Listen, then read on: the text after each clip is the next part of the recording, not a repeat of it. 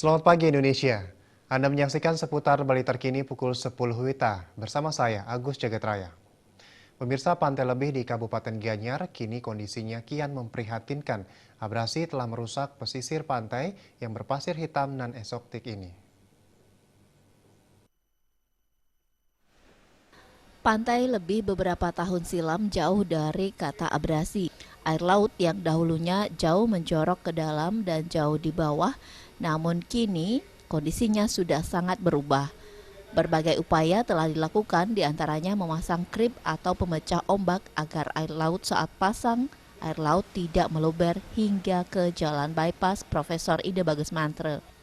Abrasi di pantai lebih ini juga telah mengakibatkan lahan milik warga tergerus air laut dan tak sedikit warganya hanya mengantongi sertifikat tanah, namun lahannya sudah menjadi lautan. Tokoh masyarakat sekaligus nelayan di Desa Lebih Made Ampuan mengatakan bermacam upaya telah dilakukan untuk membendung air laut naik ke daratan. Penangkal ombak pernah dipasang namun hancur dihantam gelombang laut. Susunan batu besar seperti ini juga salah satu upaya untuk memecah gempuran air laut menuju ke daratan. Hanya saja menurut Made Ampuan, batu-batu besar ini justru membuat nelayan kesulitan memarkir perahunya.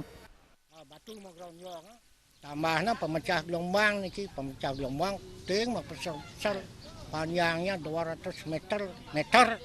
Kalau ting satu pesal ini paling ikan 12 batang, ting gede-gede, mengikat ban tali kawat. Tali besi sana masang dia ngajak para nelayan dia ajak dasar.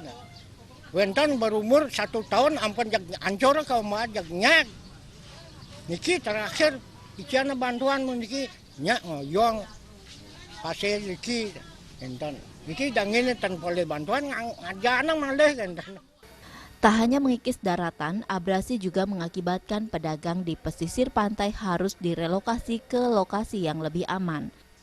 Jika sebelumnya pedagang makanan berjualan di sepanjang bibir pantai lebih, namun kini para pedagang diberikan lahan khusus yang lokasinya jauh dari pesisir pantai lebih. Jaya Kusuma dan Ngurawire, Bali TV.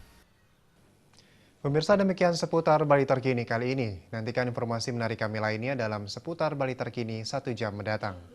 Salam Indonesia.